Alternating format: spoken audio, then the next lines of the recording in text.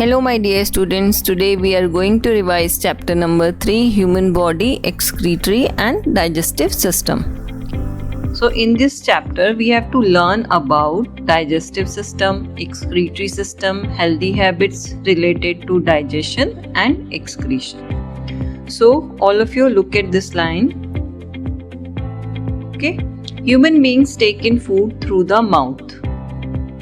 Human beings होते हैं वो क्या करते हैं, फूड को टेक इन करते हैं माउथ में. Okay, take in food through mouth, mouth के थ्रू फूड को लेते हैं. They bite and chew their food by food using their teeth. और ये जो फूड है उस फूड को वो क्या करते हैं, बाइट करते हैं और च्यू करते हैं अपने टीथ की हेल्प से. हमने लास्ट चैप्टर में भी इसके बारे में पढ़ा था. The digestive system breaks down, यहाँ पर आपको ध्यान से सुनना है. The digestive system breaks down the food further into simpler forms. अब हमारा जो डाइजेस्टिव सिस्टम वो क्या करता है, फूड को सिंपलर फॉर्म में तोड़ता है to release nutrients that are used by the body. और वो न्यूट्रिएंट्स हमारी बॉडी यूज करती है. फॉर एग्जाम्पल, जैसे कि ये हमने फूड पार्टिकल्स लिए, ये हमने फूड खाया, फूड के ये पार्टिकल्स हैं. ठीक है, इन फूड पार्टिकल्स को हम माउथ में च्यू करके और बाइट करके अपने बॉडी से अंदर लेके जाएंगे. अब क्या होगा डाइजेस्टिव सिस्टम में, डाइजेस्टिव सिस्टम में इन फूड पार्टिकल्स में जो हमने डिफरेंट टाइप का फूड खाया उसमें बहुत सारे न्यूट्रिएंट्स होंगे. तो हमारी बॉडी डायरेक्ट इन फूड न्यूट्रिएंट्स को एब्जॉर्ब नहीं कर पाएगी. तो इसलिए डाइजेस्टिव सिस्टम हेल्प करता है इन फूड पार्टिकल्स को छोटे छोटे न्यूट्रिएंट्स में ब्रेक करने में. और बाद में ये न्यूट्रिएंट्स जो होते हैं इनको हमारी बॉडी क्या करती है, एब्जॉर्ब करती है डिफरेंट फंक्शन के लिए. ठीक है, और जो वेस्ट मटेरियल है वो हमारी वेस्ट मटेरियल बच जाता है. जब फूड पार्टिकल्स का ब्रेक डाउन होता है तो उसमें से न्यूट्रिएंट्स निकल जाते हैं और वो न्यूट्रिएंट्स हमारी बॉडी यूज करती है. और बाकी जो फूड पार्टिकल्स बच जाते हैं वो वेस्ट के फॉर्म में हमारी बॉडी से बाहर चले जाते हैं. तो इसी सिस्टम को बोला जाता है digestive system. The digestive system breaks down the food. इस फूड पार्टिकल को क्या कर रहे हैं, ब्रेक कर रहे हैं. किसमें, into simpler form. Simpler form means ताकि छोटे छोटे फॉर्म में ब्रेक डाउन करें ताकि उसमें से न्यूट्रिएंट्स अलग निकले और बॉडी से वेस्ट हमारा अलग निकल जाए. Now our next topic is digestive system. The process by which food is broken down into a simpler form so that it can be easily taken in or absorbed by our body is called digestion. फिर से एक बार ध्यान से हमें पढ़ना है. The process by which जो food है, food is broken down into simpler form. Food जो होता है इस प्रोसेस में क्या होता है, फूड ब्रोकन डाउन होता है, फूड को तोड़ा जाता है सिंपलर फॉर्म में so that it can be easily. इसलिए इसका ब्रेक डाउन किया जाता है ताकि हमारी बॉडी आसानी से उसमें जो न्यूट्रिएंट्स हैं उनको एब्जॉर्ब कर सके. Absorb by our body is called digestion. और इसी प्रोसेस को बोला जाता है डाइजेशन. फिर से एक बार एक्सप्लेन करूं. The process by which food is broken down into a simpler form. Food को broken down किया जाता है सिंपलर फॉर्म में so that it can be easily taken in, जिससे आसानी से उसके जो न्यूट्रिएंट्स हैं हमारी बॉडी एब्जॉर्ब कर सके. और इसी प्रोसेस को हम बोलते हैं digestion. Now many organs work together and help in the process of digestion. Digestion जो होता है वो सिर्फ एक ऑर्गन की हेल्प से नहीं होता है. डाइजेशन जो होता है उसमें बहुत सारे जो ऑर्गन्स होते हैं वो हेल्प करते हैं, मेनी ऑर्गन्स. तब जाके ये डाइजेशन कंप्लीट होता है. ठीक है, अब हम कौन कौन से ऑर्गन है हमें वो भी जानना है. The mouth. अब देखो सबसे मेन जो डाइजेस्टिव सिस्टम के ऑर्गन है, सबसे पहला है mouth, food pipe, stomach, small and large intestine. Liver, rectum and anus are the organs of digestive system. तो कितने organs हमने पढ़ने, माउथ, फूड पाइप, स्टमक. ठीक है, ये सारे डाइजेशन के लिए इम्पोर्टेंट होते हैं और इन ऑर्गन के बारे में हमें पढ़ना है. नाउ फर्स्ट इम्पोर्टेंट जहाँ से डाइजेशन स्टार्ट होता है ऑर्गन इज माउथ। यहाँ पर लुक एट दिस पिक्चर। पहले एक सिंपल में यहाँ पर आपको पिक्चर के थ्रू समझा देती हूँ। देखिए ये माउथ है, फर्स्ट ऑर्गन। यहाँ से हम क्या करते हैं, फूड को च्यू करते हैं, बाइट करते हैं, और फूड क्या होता है, फूड हमारी फूड पाइप में पहुंच जाता है, ठीक है। और फूड पाइप से वो क्या होता है, स्टमक में पहुंच जाता है। Food pipe is our second organ and third is stomach. तो फूड पाइप से कहाँ पहुंचेगा फूड, स्टमक में। अब स्टमक से क्या होगा, लीवर और पैनक्रियाज में कुछ जूसेस होते हैं जो कि इन फूड पार्टिकल्स को ब्रेक डाउन करने में हेल्प करते हैं। तो उससे जो फूड पार्टिकल सिंपलर फॉर्म में, उसके बाद वो जाएंगे लार्ज इंटेस्टाइन में, और फिर उसके बाद वो जाएंगे स्मॉल इंटेस्टाइन में, और यहाँ पर जाकर इनमें न्यूट्रिएंट्स का एब्जॉर्प्शन होगा, और जितना भी वेस्ट मटेरियल है वो हमारी बॉडी से आएगा, रेक्टम में स्टोर हो जाएगा, और फिर रेक्टम के बाद जब भी हमारी बॉडी से एक्सक्रीशन होगा तो एनस के थ्रू हमारी बॉडी से वेस्ट मटेरियल बाहर निकल जाएगा। So this process is called digestion. तो आप यहाँ पर देख सकते हैं, सबसे पहले माउथ से कहाँ गया, फूड पाइप में, फूड पाइप से स्टमक में, स्टमक से लार्ज इंटेस्टाइन में, और लार्ज इंटेस्टाइन से स्मॉल इंटेस्टाइन में। After that it is stored in rectum and removed from the anus। चलो फर्स्ट हम माउथ के बारे में पढ़ते हैं। Digestion starts in mouth. सबसे पहले जो डाइजेशन स्टार्ट्स होता है वो कहाँ होता है, स्टार्ट माउथ में। The teeth help to break. सबसे पहले डाइजेशन कहाँ स्टार्ट होगा, माउथ में। The teeth help to break down and chew food. Teeth का मेन फंक्शन होता है, हमने लास्ट चैप्टर में पढ़ा था कि फूड का ब्रेक डाउन करने में और च्यू करने में ये हेल्प करते हैं। The chewed food then mixes with a liquid called saliva. हमारे मुंह में जो लिक्विड रहता है उसे सलाइवा बोलते हैं, और ये जब हम टीथ हमारे फूड को ब्रेक डाउन करते हैं तो ये मिक्स होते हैं लिक्विड के साथ, जिसे सलाइवा बोलते हैं। और ये सलाइवा कहाँ से आता है, सलाइवरी ग्लैंड से। सलाइवरी ग्लैंड में ये प्रेजेंट होता है हमारे माउथ के अंदर, और ये सलाइवा हेल्प करता है डाइजेशन स्टार्ट करने में।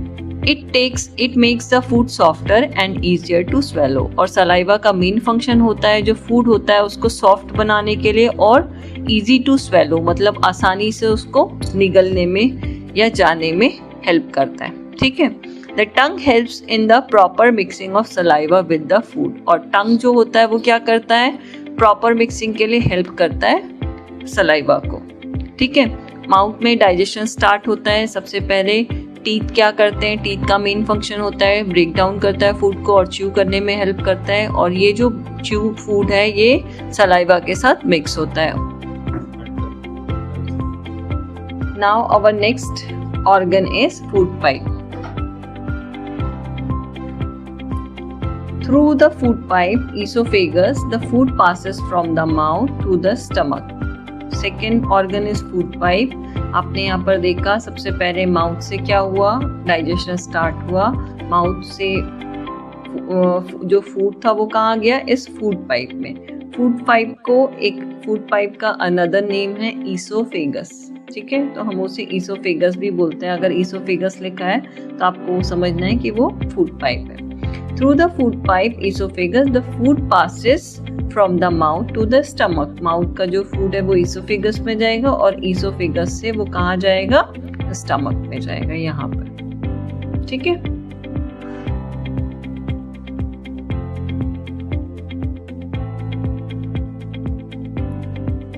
Now our third organ is stomach. अब हमें कौन सा ऑर्गन पढ़ना है, स्टमक के बारे में पढ़ना है। Inside the stomach the food is broken down further into smaller pieces by churning and with the help of chemicals called digestive juices. देखो, जब हमारा जो फूड है वो माउथ से स्टार्ट होके ईसोफेगस में गया, ईसोफेगस से कहाँ गया, वो स्टमक में। तो जब स्टमक में वो फूड आते हैं ब्रोकन होके, तो भी जो पार्टिकल्स होते हैं वो काफ़ी बड़े होते हैं, उनको भी और ब्रोक डाउन करने की ज़रूरत है, ठीक है। तो उनके लिए क्या होता है, फूड में एक प्रोसेस होती है फूड में स्टमक में क्या होता है, अंदर स्मॉलर पीसेस में फूड को कन्वर्ट किया जाता है, उस प्रोसेस को हम बोलते हैं चर्निंग। तो स्टमक में क्या होगा, स्टमक में फूड और स्मॉलर पीसेस में टूटेगा और इसमें हेल्प करेगा एक केमिकल जिसे हम डाइजेस्टिव जूस बोलते हैं। Now our next organ is small intestine. From the stomach the food passes into the small intestine. Stomach से ये फूड कहाँ जाएगा, स्मॉल इंटेस्टाइन में जाएगा। तो हमारा fourth organ is small intestine. It is a long and hollow tube like structure that produces digestive juices. अभी मैंने आपको बताया था कि स्टमक में डाइजेस्टिव जूसेस की हेल्प से फूड और छोटे पार्टिकल्स में टूट जाएगा, ठीक है। तो स्मॉल इंटेस्टाइन जो होती है, जब खाना स्टमक से स्मॉल इंटेस्टाइन में आता है तो स्मॉल इंटेस्टाइन में डाइजेस्टिव जूसेस होते हैं, वहाँ प्रोड्यूस होते हैं। तो सबसे पहले स्मॉल इंटेस्टाइन होता कैसे, it is a long and hollow tube like structure. जो स्मॉल इंटेस्टाइन होता है वो बहुत लंबी होती है और हॉलो मीन्स खाली ट्यूब लाइक स्ट्रक्चर होती है, दैट प्रोड्यूसेस डाइजेस्टिव जूसेस। और ये स्मॉल इंटेस्टाइन जो होती है ये डाइजेस्टिव जूस प्रोड्यूस करती है, बनाती है। Digestion is completed in the small intestine. जो हमारा डाइजेशन कंप्लीट होता है वो कहाँ होता है, स्मॉल इंटेस्टाइन में होता है। And the useful nutrients from the food are absorbed into the blood. और जो हमारे न्यूट्रिएंट्स होते हैं फूड से एब्जॉर्ब होके किस में मिक्स हो जाते हैं, ब्लड में होते हैं। Blood then carries these nutrients to different parts of the body. और ये फिर आगे जो न्यूट्रिएंट्स होते हैं ब्लड कैरी करके लेके जाता है और डिफरेंट पार्ट्स ऑफ बॉडी में उसको क्या करता है, दे के आता है, ठीक है। स्मॉल इंटेस्टाइन फिर से एक बार हमें समझना है। सबसे पहले स्मॉल इंटेस्टाइन का स्ट्रक्चर कैसा होता है। स्मॉल इंटेस्टाइन का स्ट्रक्चर होता है वो बहुत लंबा होता है, हॉलो ट्यूब लाइक स्ट्रक्चर, जैसे ट्यूब होती है उस जैसा स्ट्रक्चर होता है और उसमें डाइजेस्टिव जूसेस बनते हैं। और ये डाइजेस्टिव जूसेस हमारे डाइजेशन मतलब फूड का ये डाइजेशन में बहुत ज़्यादा हेल्प करते हैं, ठीक है। तो स्टमक से फूड कहाँ आता है, स्मॉल इंटेस्टाइन में। स्मॉल इंटेस्टाइन में हमारा डाइजेशन पूरा कंप्लीट होता है और हमारा डाइजेशन कंप्लीट होने का मतलब होता है कि फूड पार्टिकल्स जो भी हमने फूड खाया उसमें से न्यूट्रिएंट्स अलग हो जाएंगे और वेस्ट मटेरियल अलग हो जाएगा। तो जो यूजफुल न्यूट्रिएंट्स होते हैं वो क्या करते हैं, ब्लड एब्जॉर्ब कर लेता है और वो न्यूट्रिएंट्स को ब्लड क्या करता है, डिफरेंट बॉडी पार्ट्स में दे के आता है। Clear. Now our fifth digestive system organ is liver and pancreas. The liver and pancreas produce digestive juices. आपने देखा होगा लीवर और जो पैनक्रियास होते हैं, आपको एक बार मैं दिखाती हूँ कहाँ पर है लीवर और pancreas. See this is liver and this is pancreas, ये येलो वाला स्टमक के जस्ट नीचे। ये दोनों जो होते हैं लीवर और पैनक्रियास, इन दोनों का मेन फंक्शन होता है डाइजेस्टिव जूसेस बनाना। डाइजेस्टिव जूसेस बनाते हैं, ठीक है। क्लियर हुआ।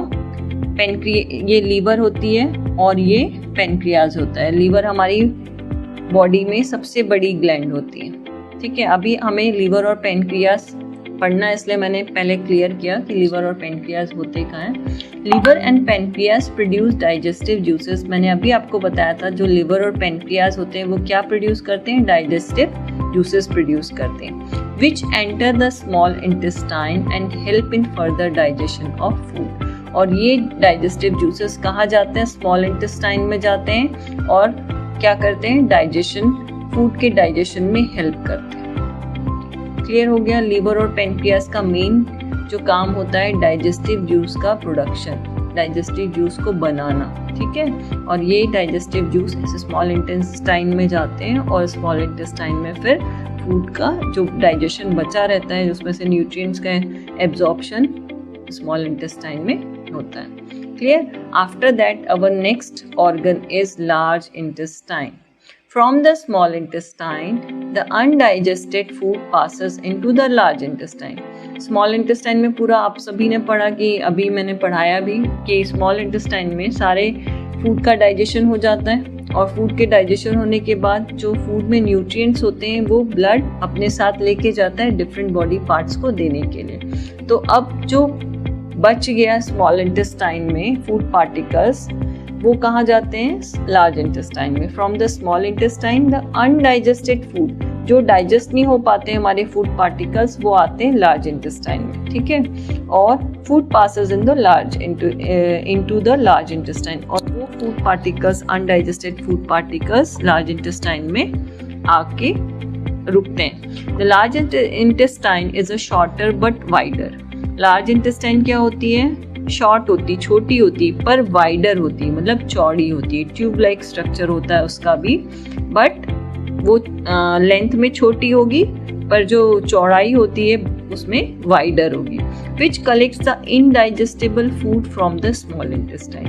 तो वो क्या करती है लार्ज इंटेस्टाइन? सारे जितने भी इनडाइजेस्टेबल फूड होते हैं जो डाइजेस्ट नहीं हो पाते, उन सबको वो अपने लार्ज इंटेस्टाइन में अपने अंदर कलेक्ट कर लेती है।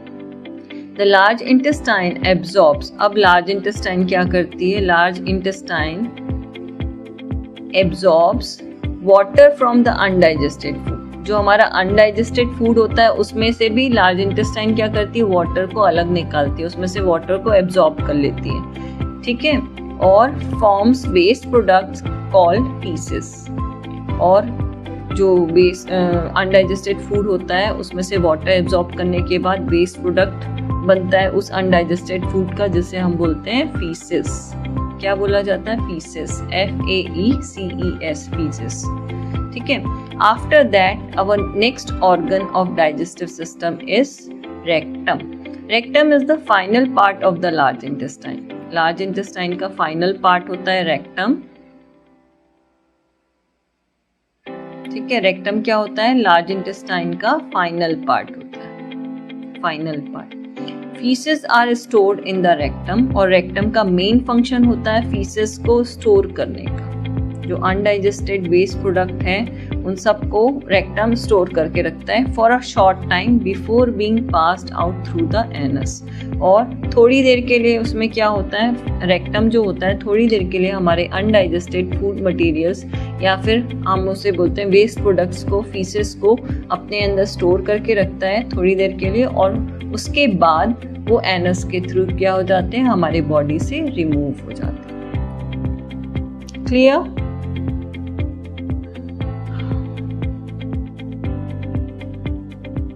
Now our next digestive organ is anus. अभी आपने पढ़ा एनस के थ्रू क्या होता है? Removal of waste product. Anus का मेन होता है removal of waste product. Faeces are remove from the body through the anus. Anus का मेन फंक्शन होता है हमारी बॉडी में जो फीसेस बनते हैं, फीसेस मीन्स वेस्ट प्रोडक्ट जो हमारी बॉडी के होते हैं उसको रिमूव करने में हेल्प करता है anus. Clear? So this is the explanation of digestive system. Now we have to learn our next topic, that is need for chewing food well. कि हमें खाना क्यों अच्छे से च्यू करना चाहिए। आपने सुना होगा, आपके दादा दादी भी बोलते हैं, आपके पेरेंट्स भी बोलते हैं कि जब भी हम खाना खाते हैं उसे 32 टाइम्स मुंह के अंदर, माउथ के अंदर च्यू करना चाहिए। क्यों बोला जाता है? ताकि आप अच्छे से च्यू करेंगे तो डाइजेशन में आपको प्रॉब्लम नहीं आएगी। चलिए आगे हम पढ़ते हैं कि क्यों करना चाहिए च्यू अच्छे से। We must eat our food slowly and chew it well. हमें अपना जो खाना है स्लोली खाना चाहिए और अच्छे से च्यू करना चाहिए, ठीक है। दो चीजें याद रखना फूड खाते समय, स्लोली और च्यू करना। Chewing breaks down the food into smaller particles. Chewing का मतलब होता है चबाना। तो च्यूइंग जब आप चबाते हैं फूड को तो वो क्या होता है? स्मॉल पार्टिकल्स में टूट जाते हैं, ठीक है। Digestion of carbohydrate starts in mouth. जो हमारे अपने सबसे पहले फूड कंपोनेंट्स पढ़े थे हमने फर्स्ट चैप्टर में, उसमें एक फूड कंपोनेंट पढ़ा था कार्बोहाइड्रेट। तो कार्बोहाइड्रेट जो फूड कंपोनेंट है उसका डाइजेशन हमारे माउथ में स्टार्ट हो जाता है, where smaller particles of food mix with saliva. पर जो अगर ऐसे दूसरे स्मॉलर पार्टिकल्स हैं फूड के, वो क्या होते हैं? सलाइवा के साथ मिक्स हो जाते हैं। Saliva contains enzyme. सलाइवा में क्या होते हैं? बहुत सारे डिफरेंट टाइप्स के एंजाइम्स होते हैं दैट हेल्प इन डाइजेशन, जो कि डाइजेशन में हमें हेल्प करते हैं, ठीक है। सबसे पहले फूड कैसे खाना चाहिए, स्लोली और च्यू करते हुए, अच्छे से चबाते हुए। और च्यूइंग करने से क्या होता है, फूड पार्टिकल्स स्मॉलर पार्टिकल्स में ब्रेक डाउन हो जाता है उनका। उसके बाद डाइजेशन जो होता है, कार्बोहाइड्रेट का डाइजेशन सबसे पहले हमारे माउथ में स्टार्ट होता है। And after that mixing of food saliva, saliva जो होता है उसमें बहुत सारे एंजाइम्स होते हैं, जो वो एंजाइम्स हमें हेल्प करते हैं डाइजेशन में। Mixing of food with saliva in the mouth also liquefies it partially. जब हमारे मुंह में जो सलाइवा रहता है, ठीक है, so that it becomes easier in digesting it. Mixing of food with saliva in the mouth also liquefies it partially so that it becomes easier in digesting it. तो जो सलाइवा होता है हमारे माउथ में, वो फूड के साथ आसानी से मिक्स हो जाता है और फूड को थोड़ा चिपचिपा कर देता है और उसको लिक्विफाई कर देता है। लिक्विफाई मतलब थोड़ा गीला कर देता है, जिसके कारण हम आसानी से उसको फूड पाइप से स्टमक में ले जाते हैं और आसानी से वो डाइजेस्ट हो जाता है। If we do not chew our food properly, सबसे पहले ये ध्यान से सुनना है कि अगर आप फूड प्रॉपरली च्यू नहीं करेंगे तो large food particles will reach our stomach and take a longer time in digestion. तो अगर आप च्यू नहीं करें, आप उसको डायरेक्टली स्वेलो कर रहे हैं। कुछ बच्चे होते हैं ना जिन्हें सब्जी पसंद नहीं होती, तो वो क्या करते हैं, पानी के साथ उसको स्वेलो कर जाते हैं। तो ऐसा करने से क्या होता है, ऐसे करने से आप ही का हार्म होता है।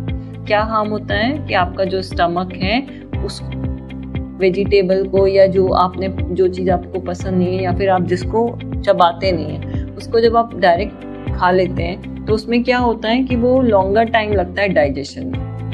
आपका डाइजेशन आपने अच्छे से च्यू करेंगे तो डाइजेशन बहुत जल्दी होगा और अच्छे से होगा।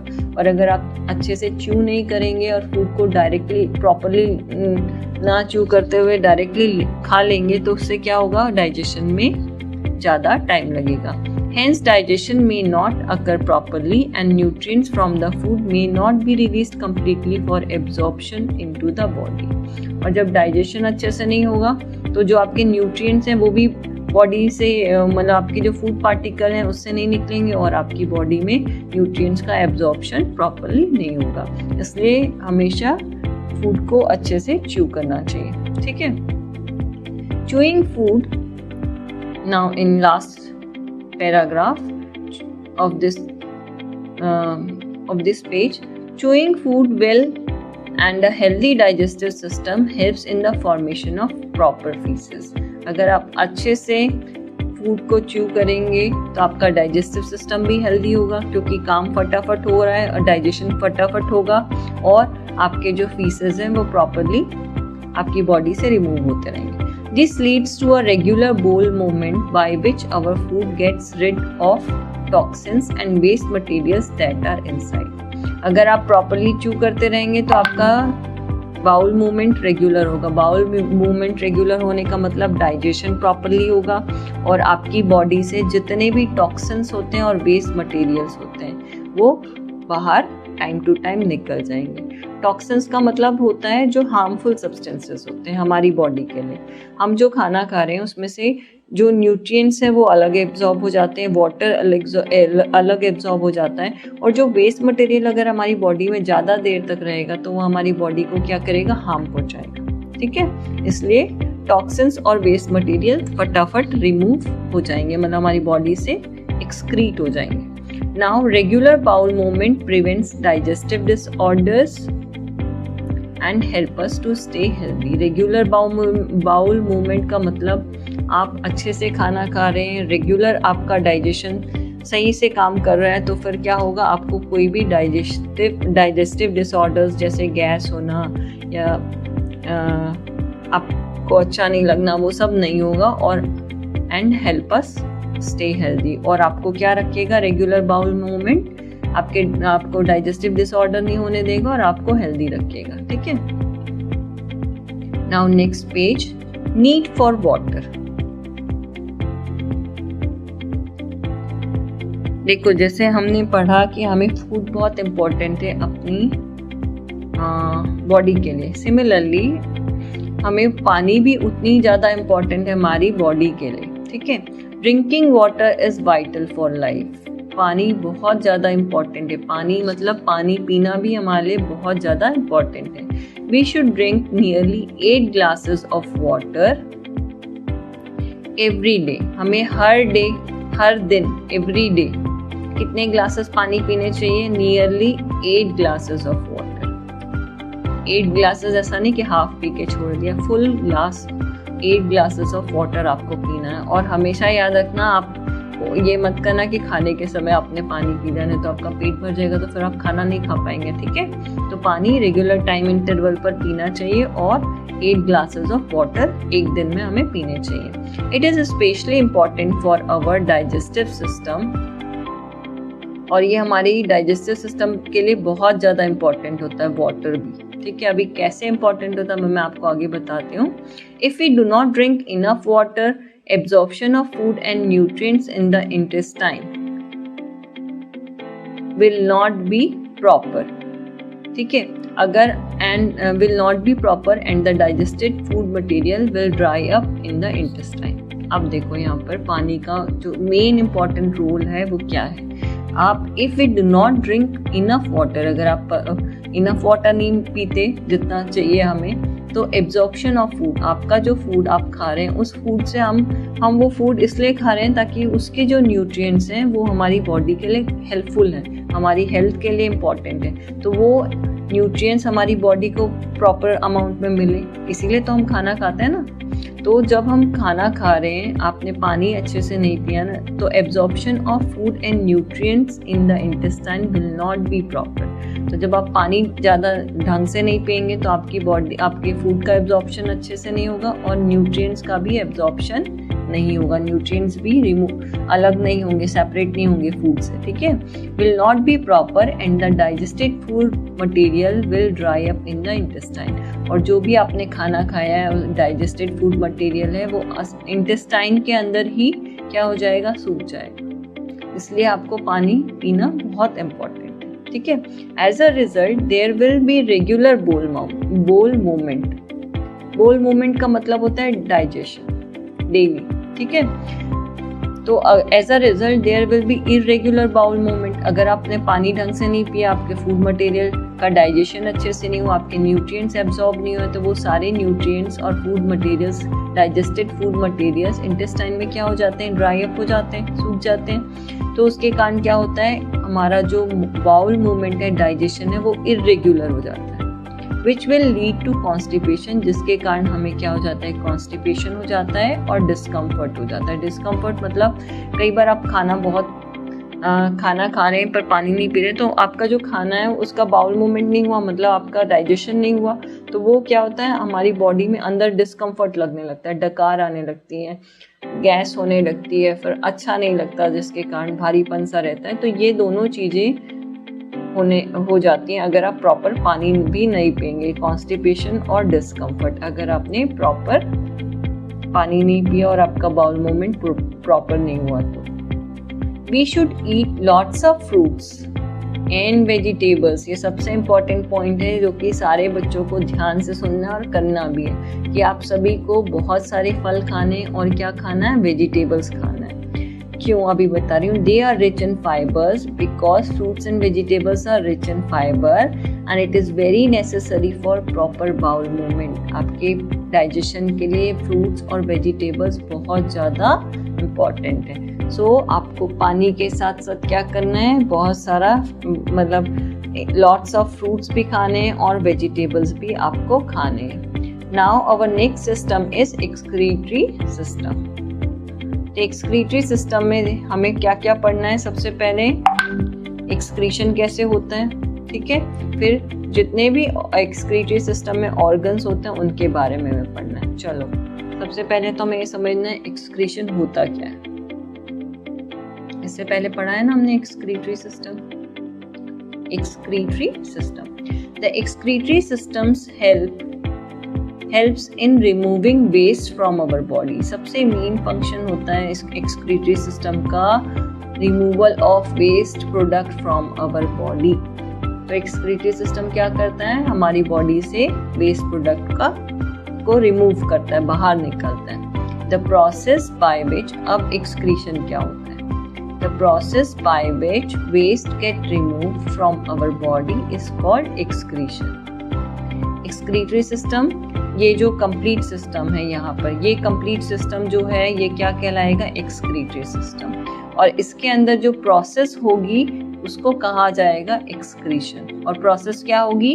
वेस्ट प्रोडक्ट को रिमूव करने की जो प्रोसेस होगी इस एक्सक्रीटरी सिस्टम के अंदर, उस प्रोसेस को बोला जाएगा excretion. Clear? The excretory system is made up of a pair of kidneys, a pair of ureters, a urinary bladder and a urethra. देखो excretory system, अब हमें excretory system पढ़ना है। ये पूरा डायग्राम excretory system का है, आपकी बॉडी में बिल्कुल as it is ऐसा ही होगा।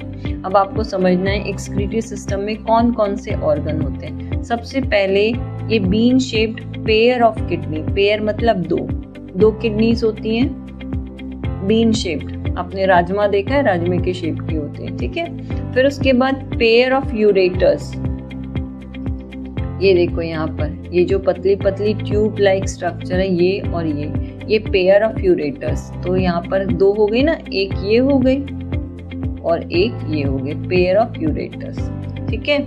आफ्टर दैट यूरिनरी ब्लैडर, ये जो फूला हुआ बॉल लाइक स्ट्रक्चर है, this is known as urinary bladder, ये यूरिनरी ब्लैडर। आफ्टर दैट ये जो ओपनिंग है इसे हम बोलते हैं यूरेथ्रा।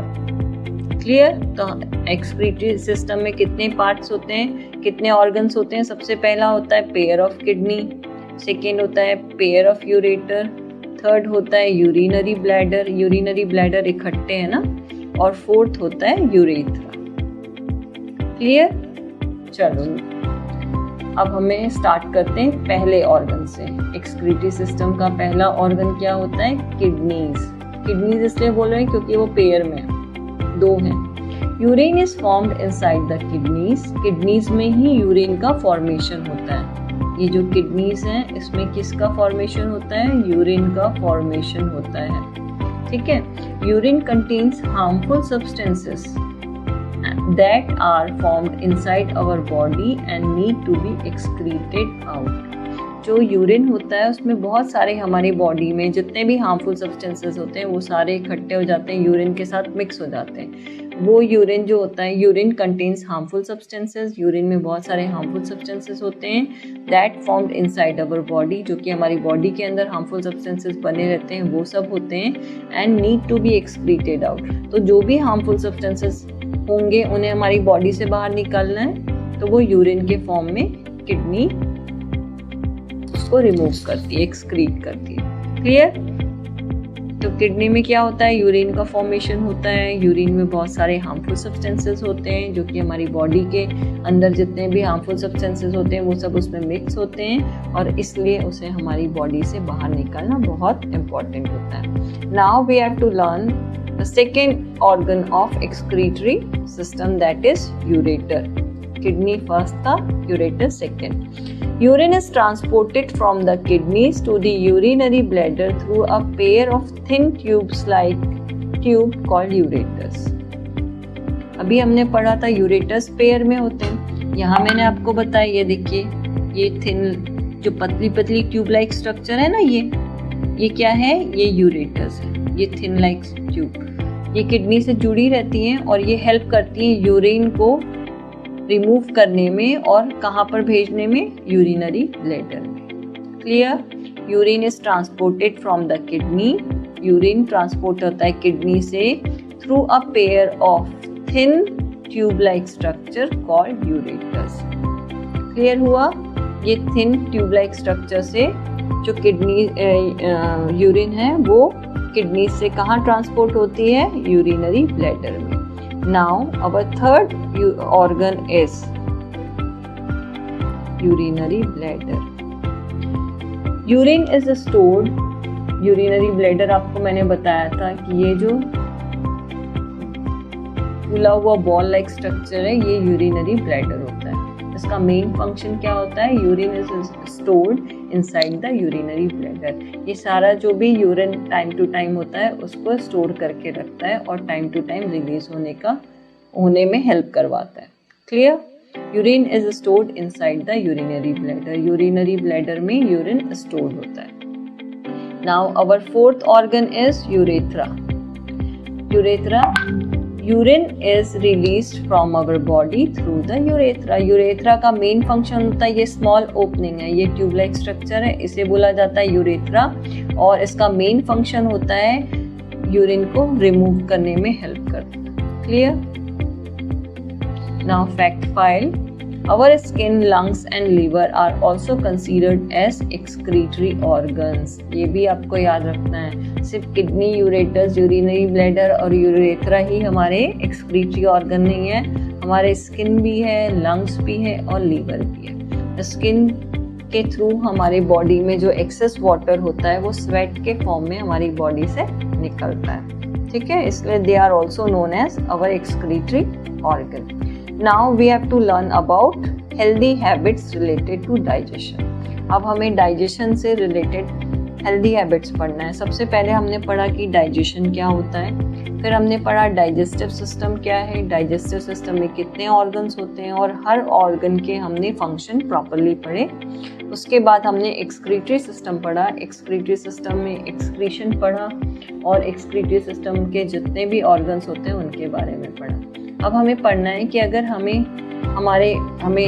हेल्दी रहना है तो हमें डाइजेशन के लिए कुछ हेल्दी हैबिट्स को अडॉप्ट करना पड़ेगा. किन चीज़ों का अडॉप्ट करना पड़ेगा? हेल्दी हैबिट्स को. सबसे पहले healthy eating habits lead to proper digestion of food. अगर आपकी हेल्दी ईटिंग हैबिट है तो आपका डाइजेशन प्रॉपर होगा. ठीक है, this makes you healthy and strong. और अगर आपका प्रॉपर डाइजेशन है तो आप हमेशा हेल्दी और स्ट्रॉन्ग रहेंगे. You must follow the healthy habits as listed below.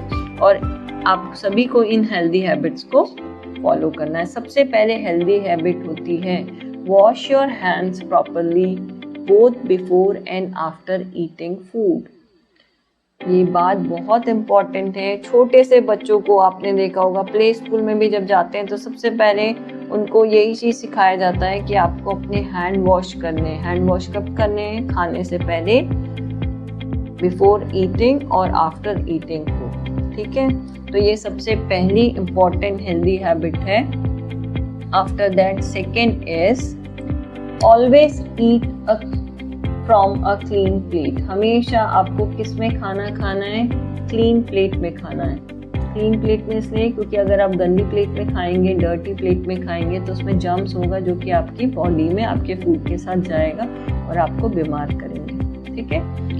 Third point is eat a balance diet. Balance diet मैंने फर्स्ट चैप्टर में आप लोगों को पढ़ाया था कि हमेशा आपको बैलेंस डाइट खाना चाहिए. Avoid eating junk foods. Junk food सभी को मालूम है, पिज्ज़ा, बर्गर, नूडल्स और जितने भी कोल्ड ड्रिंक्स हैं ये सारे जंक फूड्स हैं. इन्हें नहीं खाना चाहिए. आपको हमेशा क्या खाना चाहिए?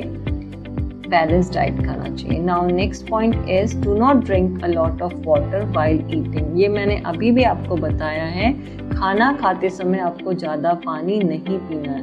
मैंने आपको ये भी बताया कि 8 glasses of water every day you have to drink but not in between meal. खाना खाते समय आपको नहीं पीना है वो 8 ग्लास पानी ताकि आपका पेट भर जाए और सब्जी से बच जाए. ऐसा नहीं करना है. आपको क्या करना है? टाइम टू टाइम उसको पानी को पीना है. पर जब आप खाना खाते हैं तो हमेशा याद रखिए खाने से आधा घंटे पहले पानी नहीं पीना और खाने के आधा घंटे बाद आपको पानी नहीं पीना चाहिए. ये आपके डाइजेशन के लिए काफ़ी हेल्पफुल होगा. Now next healthy habit is eat food rich in fibers such as fruits and vegetables. आपको ऐसे फूड खाने चाहिए जिसमें बहुत सारे फाइबर्स हो.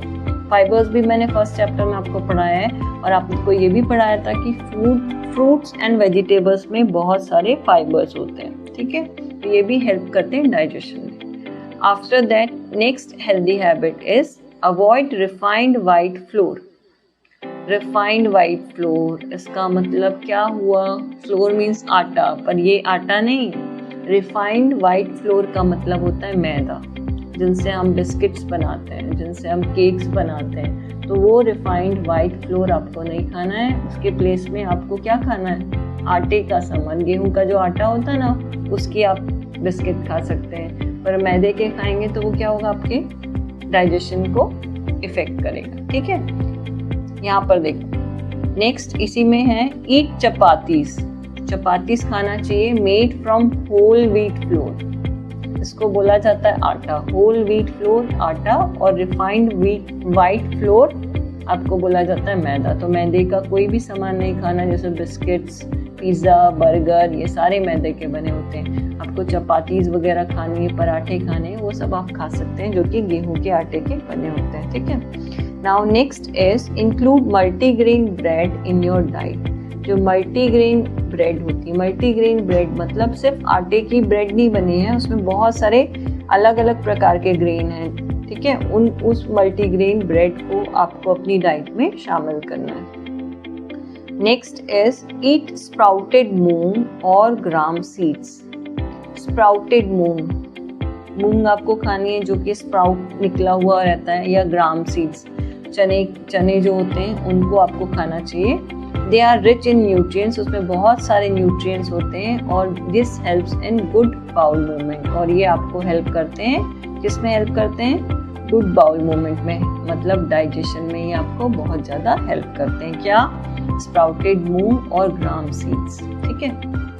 Now next is healthy habits related to excretion. अभी हमने healthy habits related to digestion पढ़ा, अब हमें पढ़ना है healthy habits related to excretion. You should follow certain healthy habits so that waste material does not remain in your body for a long time. कुछ आप अगर healthy habits adopt करेंगे या follow करेंगे तो उससे क्या होगा, आपकी बॉडी में जो waste materials हैं वो ज़्यादा देर तक आपकी बॉडी के अंदर नहीं रह पाएंगे, ठीक है। फर्स्ट healthy habits excretion के लिए Drinking plenty of water will help in proper removal of waste from your body. आपको ये मैंने मतलब क्लास 1 से हम पढ़ते आ रहे हैं कि हमें पर्याप्त मात्रा में plenty of water पीना चाहिए। Plenty of water means हो गया 7 to 8 glasses of water every day. अगर आप 7 to 8 glasses of water every day पिएंगे तो क्या होगा, आपकी बॉडी में जितने भी वेस्ट प्रोडक्ट हैं उनका रिमूवल टाइम टू टाइम होगा, ठीक है। तो ये बहुत इम्पॉर्टेंट है। और second point is you should never withhold urination for a long time because that might make you fall sick. और एक इम्पॉर्टेंट चीज़ ये है कि आपको अपना जो यूरिनेशन है, जब आपको टॉयलेट जाना रहता है, वॉशरूम जाना रहता है, तो आपको होल्ड करके नहीं रखना चाहिए कि अभी नहीं जाता, मैं थोड़ी देर बाद जाऊँगा। नहीं, बिल्कुल भी नहीं करना है ये काम। आपको जब भी यूरिन आए, टॉयलेट आए, वॉशरूम जाना है, आपको तुरंत उसी समय पे जाना चाहिए, उसको होल्ड करके नहीं रखना चाहिए। उससे क्या होगा कि आप बीमार पड़ सकते हैं, ठीक है। Waste materials should be remove from your body at regular intervals through urine. जितना भी वेस्ट मटेरियल्स होता है वो हमारी बॉडी से यूरिन के फॉर्म में टाइम टू टाइम रिमूव होते जाता है, ठीक है। So now our chapter is finished, our chapter is completed.